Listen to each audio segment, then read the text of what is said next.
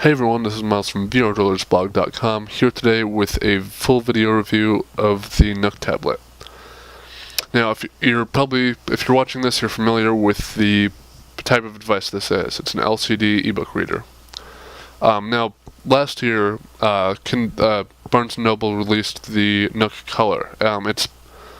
You've probably seen it in the stores. It looks basically exactly like this. They haven't changed the design much in this generation. But the internals are what's changed a lot, which is really quite interesting, as to why, we'll get to that later in the review. So, I'll go ahead and start out with the design of this. We'll move on to software, the reading experience, the media experience, and of course the bottom line as to price, comparing this to the Kindle Fire, all of that kind of stuff. As you can see, they haven't changed the design really much at all from the Nook Color. I keep wanting to say Kindle and stuff like that. That's the downside of doing two reviews at the same time. But that you still have this very iconic kind of loop at the corner. Really not sure where that came from design-wise, but it's interesting. It makes the device stand out, makes it memorable.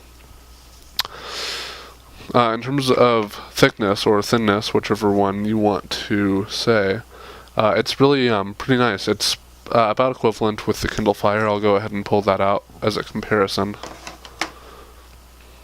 So maybe a little bit thinner, I think. You also have a really nice tactile rubberized plastic material here.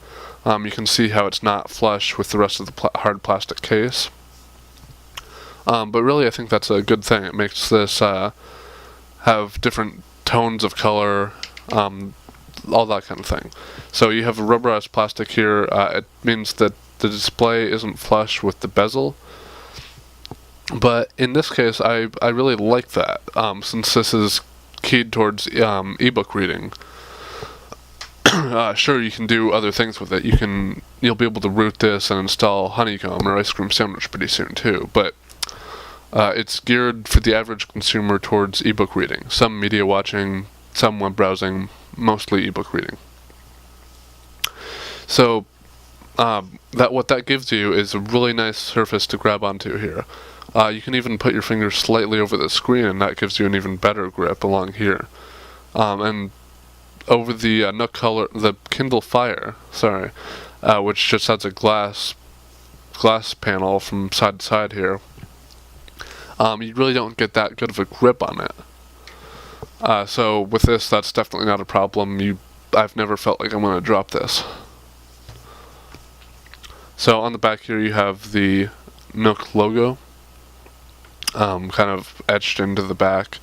And the back is, although a different color, the same kind of rubberized plastic material as on the bezel on the front.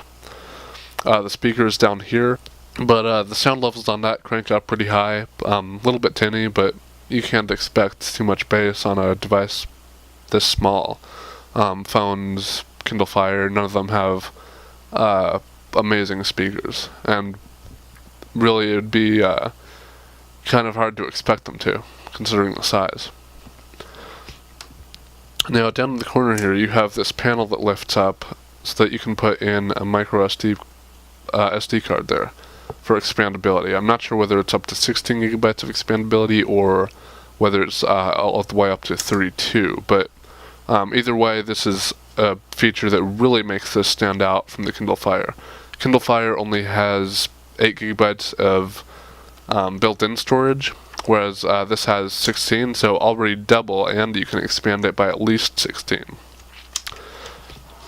So I think in designing this, Barnes & Noble really put thought into what the development community will be doing with this, as well as what the average consumer will be doing.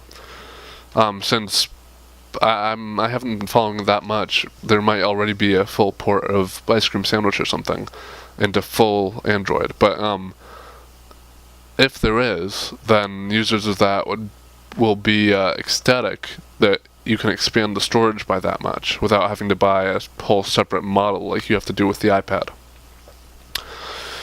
So I think that's, oh yeah, finish up with the ports. Okay, so, on the side here, hopefully that can focus, we have the volume marker. Now, I'm not too happy with how the volume marker feels. It's completely flush with the bezel there. You can probably tell since it's hard to see on the video, but it can also be a good thing since it's harder to press on accident. But yeah, you have the volume marker on the right side, holding it in portrait mode. On the top here, you have the 3.5mm headphone jack, and I believe the microphone is here. Now, lastly, on the left side, you have the power button. Again, it's flush with this. You're in virtually no danger of accidental presses on this. So it's a pretty firm press that you have to do anyway. And then, of course, lastly, you have the iconic Nook logo as kind of the equivalent of the home button on iOS devices. iPods, iPhones, iPads. So, when you power this on, you're greeted with the lock screen. I don't believe this has changed any since the Nook color, but looks nice. You can set your own wallpaper as you can for the backgrounds of the home screens.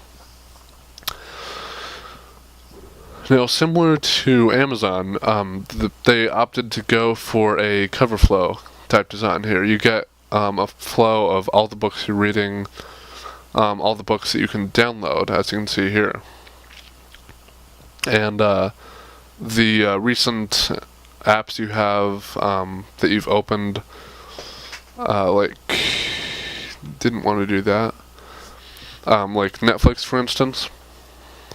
You can get the full Netflix experience on here, as well as Hulu Plus. So I think Netflix and Hulu Plus compensate for Barnes & Noble not having a digital media store of their own. Now, I think Amazon has more books in their ebook store, but they both have a pretty good selection regardless. Now, in terms of design, they went for a look similar to Android. If I get that in focus there, you can see that you have 3 home screens that you can pan between, just like Android, although you have 5 on most builds of Android. And you can place... Whoops, hold on. You can place your ebooks or your apps here and drag them around pretty much anywhere you want, which is something that regular Android doesn't do. This doesn't have any kind of snap to grid. You can put it basically wherever you want, within reason, if you're not like going outside the screen, stuff like that. So I think the home screens of this device are a definite benefit, since it lets you have more that you can access on the home screen without having to pan all over the place. Now, down at the bottom you have books, newsstand, movies, music, and apps. Now for the movies and music, well, no, for the movies, you either do Netflix or Hulu Plus, or obviously you can put an SD card in there, or connect through micro USB through the bottom there, and import your own stuff, your own files from your computer. That's really great. And in addition to the Netflix and Hulu Plus areas, that gives you an excellent selection of video. Now, for Newsstand, they make this a little bit easier than Amazon does, and have some suggestions right on the Newsstand app. So, it lets you try any of the newspaper or magazine subscriptions for free for 14 days, which is nice as a preview feature. If you head over to books, you get again, it looks very similar to what you get in a normal Nook, like the Nook Simple Touch, the original Nook, any of those really. They haven't changed the experience that much. You can navigate to your full library. You have various ways to list it. You can also list apps from there. List your magazines, newspapers, your kids' stuff,